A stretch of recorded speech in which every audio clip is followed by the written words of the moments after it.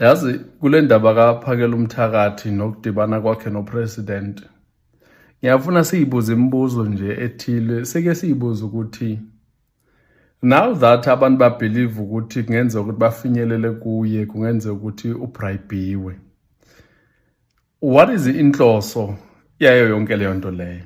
Because mina ngokwami nginento ethi akabribanga, and kukancane ukuthi ungabribe umuntu ngokudibana naye just ilanga eliyi-1 and already umnika imali yokuthi ayeke wonke umsebenzi ade wenza i-build up engaka to i-30 zikaJune. Kimi ayenzi sense, and so I think ukuthi in a way lento lena ibe i-byproduct. Mhlawumbe upresident was concerned ukuthi kungenzeka kulimala abantu and wanted to meet abantu, but ngiphinde ngingaxoli ngaleyo nto leyo because nginento ethi upresident knew ukuthi uPhakela uMthakathi akasebenzi yedwa. He knew ukuthi labantu bawu-3 abakwi-forefront but wabiza 2. That means upresident knew ukuthi into ayenzayo yena ukufaka isandla semfene so that sikhuluma into engasadibani sisonke ezabantu abasupport i-march and march.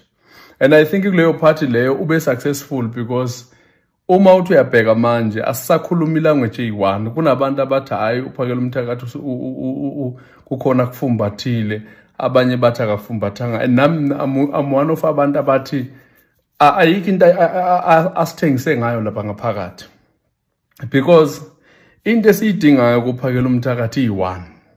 Sidinga ukuthi asi-organizele abantu and aphushe njengoba bekaphusha, njengoba enze East-London, njengoba enze eGoli, zonke izindawo. Sidinga nje leyo nto leyo because leyo nto leyo i-raise awareness to everyone, abone ukuthi sifuna ugovernment ukuthi athathe izinto ayithathele phezulu. Now uma sithi uPhakela uMthakathi uthola imali kuze abuye umumva, leyo nto leyo ngeke sikwazi ukuyiprova ngento eyenzeke 5 days ago. Sizoyiprova ngokuthi over time kuzomela sibonene kuPhakela uMthakathi ukuthi useyithathile imali. Kuzomela sibone itune yakhe ukuthi usayikhuluma in language eyi-1 or useyashintsha. Now nakule nto engisho i-risk because sizothi uyashintsha kanti ushintshwa yithi futhi. Ngikwenzele nje example, uyabona manje uPhakela uMthakathi uhlukene kabili. Into nje abantu bathi uthola ibribe njengoba edibane president. Into i-1 ke manje is that it's either yena uyayeka so that aclean igama lakhe because egcineni akaholi mosi for kwenza yonke lento le. So if eyeka out of frustration and the criticism eyithola from abantu, kuzothiwa vele imali uyithathile, that's why ayeka. Yebo, uma eqhubeka and uyabona ukuthi uqhubeka kwakhe uqedwa yithi motivation because thina siphinde sithi hayi uPhakela uMthakathi ufumbathiswe into ethile, of which ke mina ngibona ngathi i-greatest enemy la yithi thina abantu ekade sifuna futhi ukuthi into iqhubeke. So angazi ukuthi noma lama ukuthi kunzima ukubona ama-comment ukuthi asuka kumuntu oyayo kwi-march or asuka kumuntu ongayi kwi-march. And at this point mina ngibona ngathi into ebetter ukuthi make this time around siyifundise ukuthemba iy'nkokheli zethu, siyifundise ukuthi uma umuntu esithi uyi-leader ake simyeke asikhokhele until sonke sibe nobufakazi of enough ukuthi uyahluleka ukusikhokhela. Because okwamanje we don't have evidence ethi uPhakela uMthakathi u-corrupt or uPhakela uMthakathi u-receive bribe. Asinayo i-evidence esinayo ukuthi uPhakela uMthakathi ever since ajoyine i-march and march umsebenzi wavele wawenza walula ×2 more than before.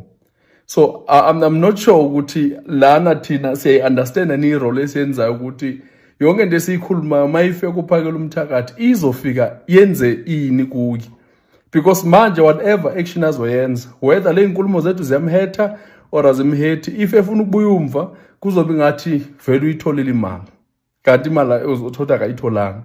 So I feel like in a way our greatest enemy right now yithi esiyigwaza ngomkhonto. Uyazi isiZulu siye sithi kushaywa edonsayo, and yabo manje kushaywa edonsayo, and inkomo edonsayo ayishaywa ngayi-stranger, ishaywa ngabantu ebancedayo lenkomo most of the time. So that's why nalesisho sithi kushaywa edonsayo, hayi ngoba kutheni namanje abantu abancedakele ngenxa kaPhakela Umthakathi, ngenxa ye-March and March, ngenxa kaJacinta, namhlanje kushaya uPhakela Umthakathi. Chances are lento eyenzekayo kuPhakela Umthakathi izondlula yena kuJacinta. Siyophinde sibathole pha abantu abayoba nesibindi esingaka sokwenza lento abayenzayo. Siyophinde sibathole because selokwaqala asikaze siyibone into nje endle eminyama idibene kanje ngento eyodwa abantu bame nje kuyinto ababelieve kuyo.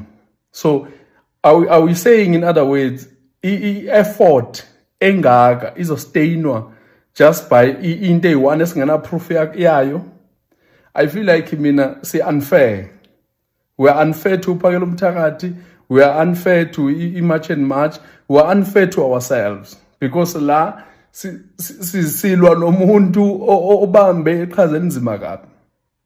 And ngendlela esenza ngayo siyayibulala yitho esicima lo mlilo, instead of siwuvuthise sithi if we were to choose between uRamaphosa and uPhakela Umthakathi sikhetha uPhakela Umthakathi because usibonisile kulamalanga lawa kade sinaye khona ukuthi umsebenzi uyawushaya, umsebenzi uyawenza, futhi umsebenzi uyazimisela. So angifuni mina sididwe yamavideo esiwabonayo nama-comments esiwabonayo kube ngathi wonke umuntu uthi uPhakela Umthakathi usithengisile.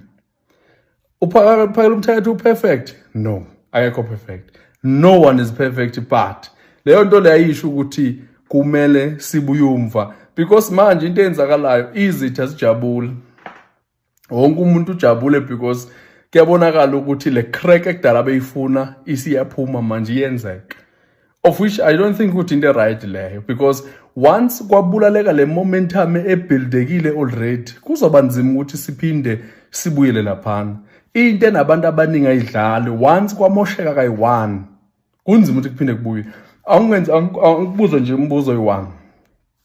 Ever since 1994 yiphi political party eyabuildwa yaba strong, yawa yaphinde yaba strong? Ayikho. Ayikho. Ungahamba ulando wonke umlando, ayikho political party eke yavuka, zonke mazishone phansi aziphindi ziye phezulu.